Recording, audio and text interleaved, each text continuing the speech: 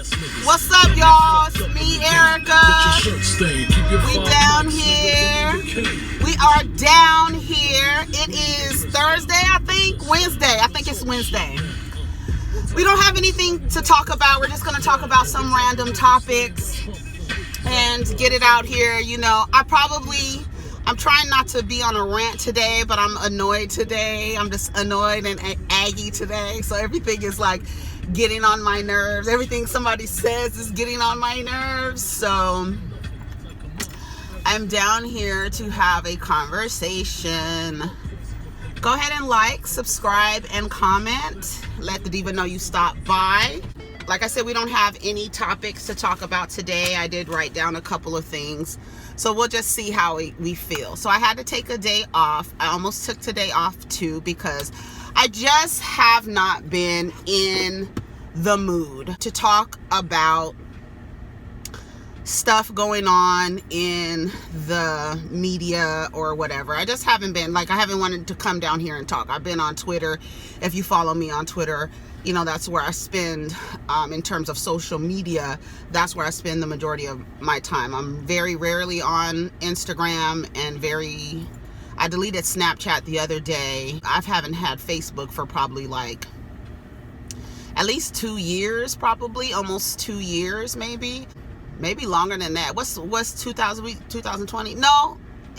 Yeah, it's probably been about two years, maybe 3, maybe 4. I don't know. I don't even know my password to get back into my Facebook page, and they want me to send them a picture of my ID. They're still waiting on it. Girl, Mark Zuckerberg ain't gonna get nothing from me, okay? He got enough information. I remember when I want to say it was 2000 and probably 2005. When did Facebook go live? Because it was 2005 probably. And I went on Facebook. I was at work. I worked at this place, and I ended up getting fired from that job because I was on the internet. Girl, remember when jobs, they would be really funny about social media. They still are real funny about social media, but I ended up getting fired for going on the internet at that job. So hilarious. Anyways, but I was making a Facebook account. It was 2000. Here, let me see when Facebook went live. 2004. So it had to be 2005, around 2005. I realized, I was oh, Facebook. And then it was page 1 of 4 in terms of questions it was asking. And I was bitch, what the hell? Y'all want to know too much information. What school I went to, what? All of this stuff. And I deleted it, and then I did not make another page until probably when I moved to Atlanta. I had a MySpace account, and then I think right before I think a reason why I got onto Facebook was to kind of keep in touch with people. And then Facebook just got really weird for me. I used to talk to Charles about it. I probably have said something to Craig about it. But I used to log on to Facebook, and I would feel an energetic shift in just my emotions and everything. And I used to think what the hell is going on Facebook, to where when I log on to this, I feel like I'm being manipulated. And I felt very strong about that. And I would mention it to Charles. I would say, Charles, I don't know what frequency is emitting from Facebook when you log onto it, but when I log onto it, I get mad. My energy, my mood would change. And after a while, I was I do not like being on here. Then I started to see the opinions and perspectives of people that I thought were like-minded, and they weren't. And I was oh, girl, I didn't know you had that point of view. How are we friends? How are we friends? Because I would never be friends with somebody who has that point of view. You know what I'm saying? And then I I just felt, I was like, I'm deleting this. I don't like the way it makes me feel. I'm deleting it. I mean, and then like I said, and then it became like an echo chamber. That is one of the gripes. One of the biggest gripes that I had with Facebook was, one, I felt like, because I spent a lot of time on Twitter, so I felt like I kind of took that. The reason why Twitter works for me is because I think very sporadically and fragmented. My thoughts are not linear. I can be thinking about Mikhail Gorbachev in one thought and turn around and be thinking about 50 Cent in the next thought, right? I could be thinking about abortions and women's reproductive rights in one thought and then come around and be talking about Jeffrey Epstein in the next thought. You understand what I'm saying? And my thoughts, I used to express myself like that, and that's why Twitter works for me, because I can express myself in my fragmented thought pattern and not anyone ask me, is something wrong, right? Because your thoughts aren't linear. And I felt like Facebook only comforted people with very linear, narrow-minded thought processes. And also, it was a space where people could find an echo chamber, other people who were saying the same, and from my perspective, bullshit that they were saying. And so now you were amongst just people who thought like you. Everybody in the room would be like this. You are getting news that isn't real. You're not reading the news. You're not looking at the headline. And then they increase the character limit. And so I'm like, oh my God, it's just making more room, because it used to be 236 characters. And then it changed to an unlimited character limit. And for me, I felt like that is just giving people more of an opportunity to stick their in their mouths. And I just saw that, and I just didn't like the energy over there. And then I felt validated when I saw that Netflix, what is it called? The Social Dilemma or social something about social networking, and how it is intentionally doing that. Now, I don't know what heals a heart. No, I don't know whether or not it's emitting a very low vibrational frequency, but I feel it when I used to log on to Facebook. I felt it, and I'm highly sensitive. And so I would be telling Charles, was like, it's not giving me that. And Charles used to be like, well, I stay in groups a lot more than I'm on the outside page. And then it was like, and then I remember going through and like blocking every single family member. And that was like after my brother assaulted me, and no one like reached out to me, and no one, tried to figure out if I was okay. You just, none of that. So I was like, you know what, this is dumb. And that was like 2015. And I was like, this is dumb. I don't need to be on here. There's no reason for me to be on here. I don't feel good when I come on here. So I just need to delete it, because I don't want to present an aggravated energy all the time. Like sometimes, like today, I'm aggravated, right? So, but I don't want to be that. I'm not that all the time. But when I would log into there, I would feel like that. So then I know that my words would be, cynical or aggravating or, trolling or whatever hell you want to call it. And that's how I felt about Facebook. So I don't even know why I started talking about Facebook. Why did I start talking about Facebook? I don't even know why.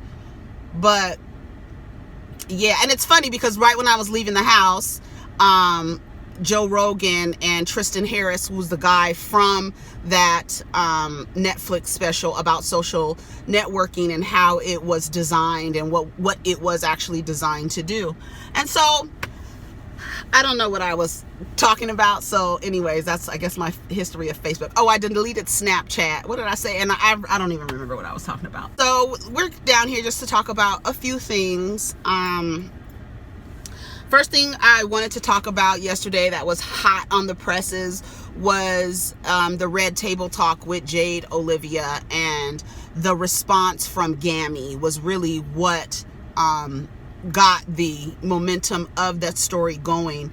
And I feel, well, Gammy basically said everybody knows who Jade Olivia is, so I don't need to explain who that is or the history behind that. But just briefly, it's the daughter of, what's her name, Aunt Becky and Massimo. Massimo had the best t-shirts at Target, honey. I don't know what happened, but every time I would go into Target, I would get me a black t-shirt, black v-neck t-shirt. Massimo, it just fit right. I still have a few of them, but they just a mess. But Massimo made the best Target stuff. Anyway, so we know what they did. So we know that the Red Table Talk is supposed to be a place where people come to have a true, honest conversation about things they may feel bad about or they want to talk about, but it's a place where you're supposed to be able to speak about things that are uncomfortable in a safe environment. And we've had critiques about the Red Table Talk and their guests and how their guests are treated, and specifically how Jada treats the guests. And like I said, who did I say that to? Harold, I think it was Harold, or Chris, I think. And shout out to Chris B. Knowing. He has a YouTube channel, and we go back and forth on Twitter every now and again. And I just say, I think Jada always comes. She's a Virgo one. I don't know the rest of her placements, but we tend to come from a place of diplomacy initially until something, if it's something that doesn't really that directly have anything to do with us, it's usually we come from a very diplomatic kind of stance. I mean, I'm a Libra rising, that may have something to do with it as well, but I always approach things like that. I try to give people the benefit of the doubt. Gammy wasn't too happy about the girl coming on because she felt like her coming on was the epitome of white privilege. Why in the world would you use your path to redemption or path on to redemption? What is the road to, what was the road to perdition? That with Tom Hanks, that movie with Tom Hanks. Anyways, okay, see what I told you? And for you new people, y'all just gonna have to, I call it ADD conversation. I go from one topic to the next, and usually I'll round back. Sometimes I forget, but you'll get used to it. Enjoy the ride. Put your seatbelt on. Amy wasn't happy. She said, why would you use your road to redemption, and why would you call on 3 black women to do that? And I agree. Like, why didn't you go to The View? Why didn't you go to The Real? The Real is a perfect place for that. 5, or how many is 4 of them? Safe, women of color. That's the place to go, right? You got you an Asian girl, Latin girl, 2 black women, and that's like a real safe place to go. The View, The Real, The Talk. What's the show with? I know it ain't even on there anymore, but with Michael Strahan, the girl Sarah, and Kiki. It's funny how Michael and Kiki lost their jobs, but Sarah's right back over there at The View. But that's another conversation for another day. Hello. But Gammy wasn't too happy about it, and I agreed with her. I totally agreed with her. I thought it's like, first of all, speaking of Jeannie Mai, but first of all, here's Gammy. To our table, and we all had very different feelings about it. Yeah. I fought it tooth and nail. I just found it really ironic that she chose 3 black women to reach out to for her redemption story. I feel like here we are, a white woman coming to black women for support when we don't get the same from them. It's just, it's bothersome to me on so many levels. Her being here is the epitome of white privilege to me. I understand. I agree with that statement. For her to choose, and I don't know if she's friends with Willow or something like that. I don't know how or why they would choose Jada. The only thing that I could think of is that because we as a people respond emotionally to things that really bother us and we get in an uproar, that it inadvertently promotes people. And we do that all the time, and we do it very, very well. We love so much to get our opinions out about a particular thing that we end up promoting it as a result. And so I feel a lot of the times that corporations and businesses and people use Black people's emotional labor as currency and uses it to monetize. And I think a lot of people would agree with that. And I think that is the angle that some of these white people take, or white organizations take, to get full free promotion, is make the Black people angry. They'll promote your shit for free. And that's just what I feel is the reason why the young woman went on Red Table Talk.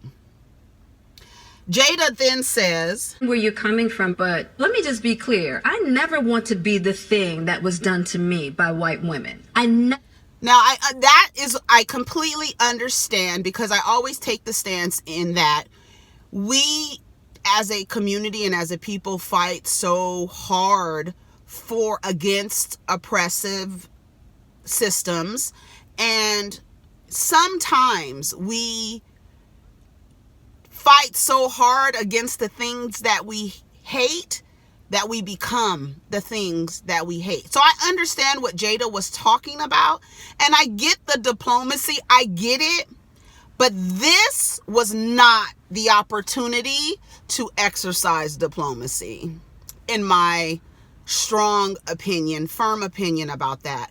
I don't think that that girl should have been given a platform. Your parents broke the law in order to get a space for you that they could have paid for, and you didn't even really need it. And what they're really paying for is just the USC name and the network. They want you to be able to have access to that alumni network, and they want you to be able to have that somewhere on paper that you finished school, because they know that in some spaces that means a lot, even though you don't even need it. And in that, it takes away from somebody who really could have used a scholarship or a space for somebody else. She took the space of somebody else, and her parents cheated to do it. Now, you could argue, well, her parents did it for her. Children cannot be, punished for their parents' mistakes. But she absolutely knew. Here we go. Never want to be that. Okay. I also believe that these are the kind of attitudes that feed the same thing that we're fighting. It's like, people look at us, they say, you're Black and you're female, and they automatically put us in a category. Mm-hmm. So looking at her as being white, young, and privileged, and then putting her in a category, it's the same thing. So I just see it as this cycle. It's not our responsibility to raise her consciousness. Period. End of story. Gabby was dropping gems. It is not our responsibility, nor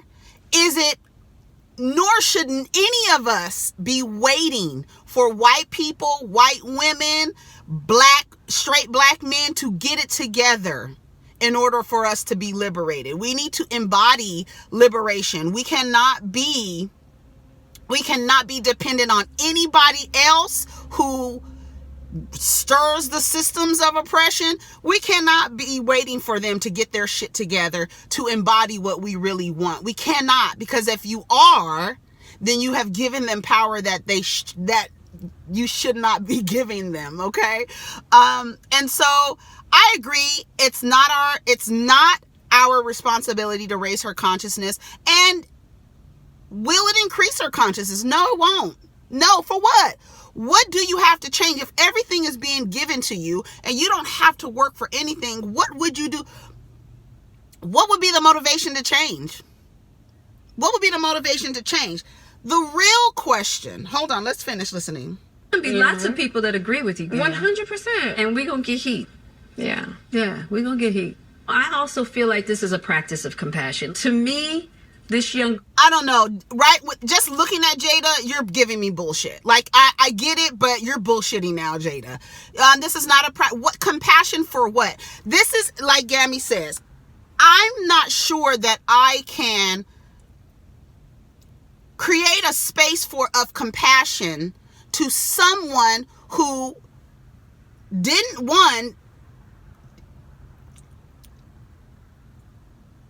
what did you do? You didn't do anything. You didn't do nothing. Literally, you did nothing and got into one of the most prestigious private schools in the country.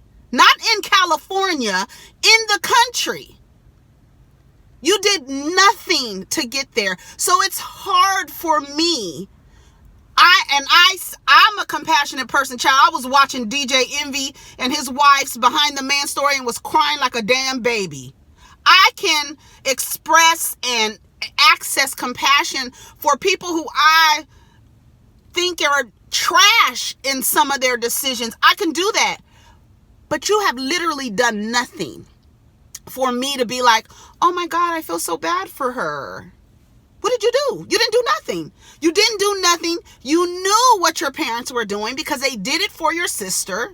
So you knew what you were doing. I can't feel sorry for you. I can't exercise compassion for you. I don't know where to access because what's happening in front of me, you didn't do anything.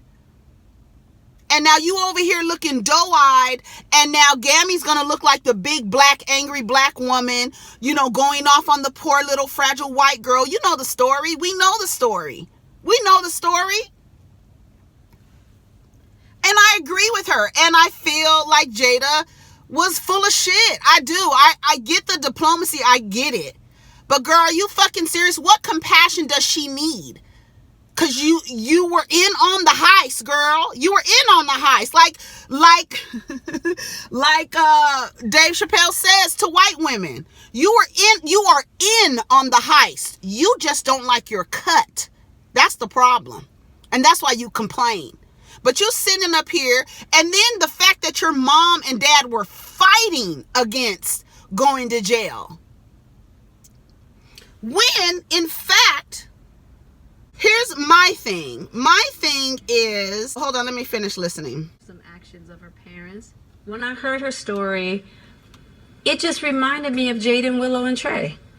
It didn't remind me of them at all. It did for... Because you know what she's thinking about? She's thinking about their blackness and not their money. And I don't know where Jada is, where she's operating from with it. She said a place of compassion. I just don't get it. And I'm with Gammy. I can't find compassion for something. You didn't even do anything. You literally did not do anything. And the fact of the matter is that we really have people black people, black women, black single mothers of children who go to jail for just trying to get their child in a different elementary school, let alone a private college. Let alone a private college. So this is a story. I mean, you can Google black mother and jail and school district, and you can find there's a lot of stories. To me, Jada could have created a space for these black single mothers who go to jail for trying to make a better way for their children, to try to get their children a head start in their lives, instead of a very wealthy family who cheated to get their daughter into school. Like, come on. Like, literally cheated. Not, I'm going to let my kid live at their aunt and uncle's house or use their aunt and uncle's address. We know the story. You faked crew pictures so that you can get in on a crew scholarship. I don't know if it was that girl or another girl, but you had pictures manipulated to put your face on a crew team. You had someone else take the SATs for you. You even went on your platform with 1.8 million followers on YouTube and said, I don't even fucking like going to school. I'm just doing it because my parents want me to do it. So you were fully aware. So all of this where white women can commit acts and be in on crimes, and then when they get caught, it's like, oh my God, I didn't know I was privileged. I didn't know. Oh gosh. Please forgive me. I don't get it. I don't understand it. What did I do? My parents just wanted a better life for me. Girl, a mother sentenced to jail for enrolling her child in a different district resurfaced after the college scandal.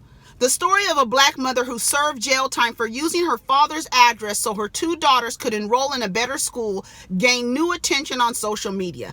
Kelly Williams Bowler served 9 days in jail in 2011 after she was found guilty for using her father's address instead of her own in an attempt for her daughters to enroll in a better school district in Akron, Ohio.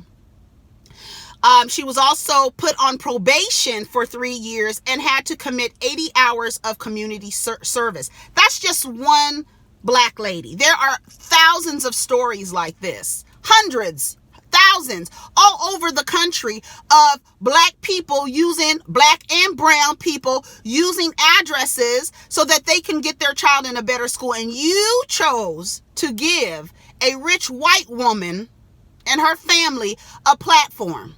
Because now everybody's running. People, us, Entertainment Weekly, everybody is running it now. That's how I feel about it. I feel the same way Gammy felt. And that's what it is. And that's just how it is. I think that, there's so many women. I could just, like I said, I can just go to Google and put in black family, black woman, school district, and stories will come up. Stories will come up. And that is who you should give a platform to, or have Lori Loughlin and her daughter sit across from the children whose mother had to go to jail because she just wanted to get in a better school and really do not have the means. You have the means and you still cheated. That is the definition of privilege. And to even go a little deeper is you make it hard for black kids. And then the black kids in college got to sit next to white, rich, racist children and be taunted by saying, you're only here because of affirmative action. When they are the most mediocre of the student body. Do you want to talk about it? Because we can. And that is really what pains me. What really pains me is that black people and brown people and people come here and they try so hard to get an education in order to have a leg up in society and to be able to compete in society. We even had to make our own schools because white people did not want to let our people into school so that we can get an education. And they used education and weaponized education. And all this time, what we call black excellence is really just the standard. It's really just the standard. And we call it black excellence. And this entire time, we've been competing with mediocrity and people who cheat and to create they themselves created the system and they cheat the system they created. So no, I don't agree with having this white, poor little rich white girl on Red Table Talk. I would have preferred to see people and real people who have had to go to jail for trying to really give their children with no means, have to really give their children a leg up in society and then be in a system that is already rigged from the beginning. So there's a lot of stories about that. And you chose to give a rich white woman a platform that she already has 1.8 million subscribers. She already has a platform. She could have went on The View. But like I said, when you practice diplomacy, sometimes it goes the wrong way. And sometimes you should be like, I don't know if I want to do that. So I don't know what Jada's motivation was behind that. No clue. Did want to talk about, Teyana Taylor said that she was retiring from the music industry. I think it's the best choice for her. I really feel like she should get into something like modeling and fashion. I've always thought that about Teyana Taylor because her face is just so interesting and it's just very, like she has a very distinct features and very strong distinct features and she's beautiful. And I've always felt that Teyana Taylor, because of who her parents are, felt like she deserved to be in the music industry and she felt like she deserved to be there. And so she fought very hard. She's very talented. But unfortunately, in my opinion and from my perspective, Teyana Taylor does not have an it factor. And when she says she felt like she was underappreciated, I feel like that translates to white people did not like me enough for me to succeed at the level that I wanted to succeed. Because I've always seen black people support and uplift Teyana Taylor. I've always seen it. So for her to say that she's underappreciated, I say it translates to I didn't get the attention from the white people in order to give me a boost to where I needed to be, to where I felt like this is successful. I just felt like she doesn't have it. I made a video about her a long time ago, a few years ago, and she just doesn't have it. I think she's very talented, but there's just some people who just don't have that it factor, and they just can't, the curl just don't quite go over well. Housewives of Atlanta. I know my review of the Real Housewives of Atlanta was very short. And like I said today on Twitter, I am tired. I'm tired of the polarity in the fan bases and the people who support. I am tired of that. I know that, a lot of the times, especially for Atlanta, I favor Kenya. We used to favor Kenya a lot. Not so much anymore, but I'm not interested. I am really not interested I'm not buying that Kandi is some freak of the week. I'm not buying that. She always gives me, starfish in the bed tease. She's always given me that. I'm not interested in that being pushed on me, because it's unbelievable that Kandi is some freak in the bed. She can't even dance. I know somebody's going to be in the comments to say, you don't have to know how to dance to be a freak or to have good sex. Okay, good. But she don't know how to dance. Okay. Portia, I'm not interested in watching Portia play in the street and lose her edges about Dennis. I am not interested in watching Kenya build a pool and lose her edges over Mark. I am definitely not interested in Mike Hill and Cynthia. Really not interested in them and their relationship. I don't like Mike Hill. I don't know why. I just get a weird vibe from him. Always have. Nothing's wrong. I just don't like his vibe. I just can't get jiggy with it yet. I haven't bought it yet. Kandi, what does Kandi do every season? She opens a business that's related to some type of storyline. Maybe she'll do a child support recovery service. After this season, Kandi always figures out a way to start a business off of something. I'm not interested in seeing that, right? And who else? Kenya says she fled the country after the stripper gate. And then this idea that we're going to have to figure out another riddle, now we got a riddle, who told what in stripper gate? I'm not interested. And what really turned me off about just they've been on for how long? 13 years. It's 13 seasons. We've seen the same thing. Everybody is not housewife material, but neither was Nene, Deshawn, Lisa, Kim, whoever else, Sheree, neither were they. So, and you got to know them. And I don't know. I don't even see Potomac lasting 13 years. These bitches, it's like Survivor. They don't like each other. They create alliances and nobody has each other's back. And that's it, right? They get in bed with each other here, but then they try to vote a bitch off and things backfire, and that's how it goes. And the way that the viewers were so polarized and so nasty and so disgusting in their responses and perspectives and just so disgusting about it, I was just like, this is not fun anymore. It's not fun. It's not fun. We could laugh and gag about, like I say, Dennis has the WNBA tattooed on his back. We can make jokes about that, but some of the perspectives that people have about these housewives is very dark, very mean, and very just, it's not fun. It's just not fun anymore.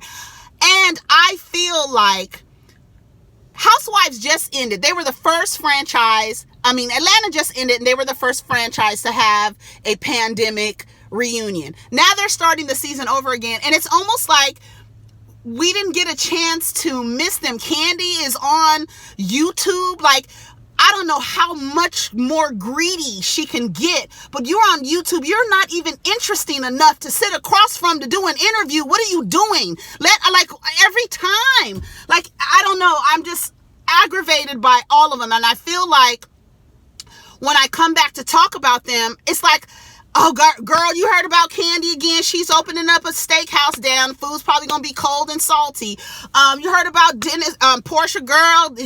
She's going through it with Dennis, and she's down there playing in the street trying to get attention from the people to make her think that she's an activist child. And Cynthia's getting married to a serial cheater. And fucking Tanya, and we don't know if she may have or may not have. You guys have to figure the clues out for who was fucking the stripper. You know, like...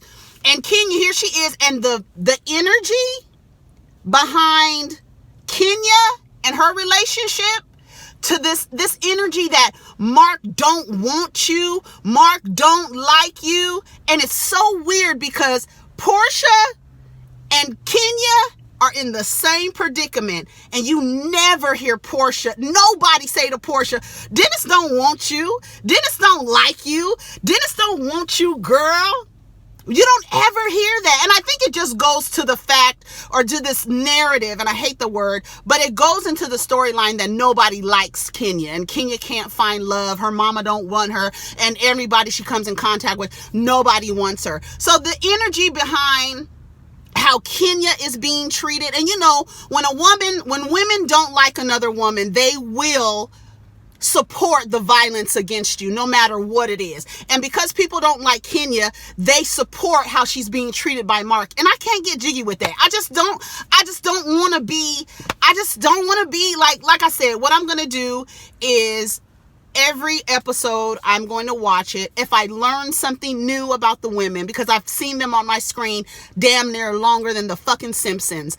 If I see something new, then I will come down here and we'll talk about it. Maybe when the new girl shows up, that will be more interesting. But again, I'm not interested in seeing Portia have this silent, perpetual rivalry with Kenya. This shit is played out. We get it. It's like Ashley and Candace. Y'all don't like each other. There's no way in the world I would have been bumping baby heads with Portia after what Kenya and Portia went through. No way in the world. There's no way. And I'm tired of I'm tired of the whole thing. And I feel like I'm talking about people that we know. And it's like the same shit, girl. I'm down here to talk about, you know, Mark and Kenya. I'm down here to talk about Portia and Dennis. Oh, did you see Portia playing in the street down there? She got arrested. Yay. Girl's fake. The shit is fake. It's phony. It's fake. It's fake and phony. And I don't know why everything fake and phony can be applied to Kenya Moore's relationships. But Portia, and we could really go through the history of her time on the show, and she really literally had a new nigga every season. And nobody really noticed because the nigga didn't stay around for more than 3 episodes. Okay. But somehow, some way, Kenya Moore is the only one with the fake relationships. Girl, bye. Like, I can't do it. I can't do it anymore. And I'm tired. Oh, I'm tired of the same storylines. I'm just tired. So that's all I had to say. Anything else? Oh, Ashanti and Keisha Cole are going to be on Versus together. I'm very excited about that. And there's a joke because Keisha Cole blocked a lot of people on Twitter. So everybody's like, girl, how are we going to how is she going to see that we're enjoying her music? And she done blocked everybody. And somebody asked Keisha Cole, are you going to unblock everybody so we can enjoy Versus with you? She said no. Shout out to Keisha Cole. And people are mad because Cardi B bought a purse for $88,000 and asked her supporters if should she buy this bag. And it's like, girl, everybody's like, read the room. And it's so funny because I feel like Every time something happens with Cardi B, I come down here and I say, what do you expect? Y'all have these crazy expectations of behavior and etiquette for people who don't care. And we get so activated behind the actions of somebody else who literally, you should not be attached to the outcome of what she's doing, because she lives and has lived her life on the internet, and her personality on the internet has always been about including people in decisions that she's making. Yes, is it tone deaf? But that's Cardi B. What are you expecting from her? You're expecting from her, oh my God, we're in a pandemic and there are people suffering and people can't, pay their rent. Hey guys, do you think I should buy an $88,000 purse? Girl, what? I think it's funny that we ask for celebrities to read a room that we're not in. You're not even in that room. You go into the celebrity, like in Clubhouse, you go into their room and you tell them to read the room. You should just leave the room and not be so attached to the outcome of Cardi B. Yes, we can all have an opinion, but don't get so activated behind it because she doesn't care. And you are laboring over something longer than you should, right? And because what you're spending your labor on is going to produce no results. So you've wasted your energy. Literally wasted your energy getting upset because you've applied an expectation to a person who doesn't even know what you've expected of them to do. She's tone deaf. Okay. A lot of people are. But you're gonna walk into a room and tell somebody to read the room. They're gonna tell you, didn't nobody tell you to come bring your ass in here? Didn't nobody tell you to bring your broke ass in here? Bye. We talking about $88,000 purses in here. Go where you like the temperature of the room. This room is not that. And that's okay. And that's okay. Yeah, you can talk about how tone deaf it is. But she's not listening to the same tones. So is it really tone deaf? You know what I'm saying? Anyways, y'all, I gotta go. Take care of each other. Protect your energy. I hope we had a good talk down here. I don't know what we talked about, a few things here and there. This is a long ass video. I did not want it to be long. Maybe I'll break it up. I don't know. I haven't decided. Take care of each other. Protect your energy. We can get down in the comments. Peace.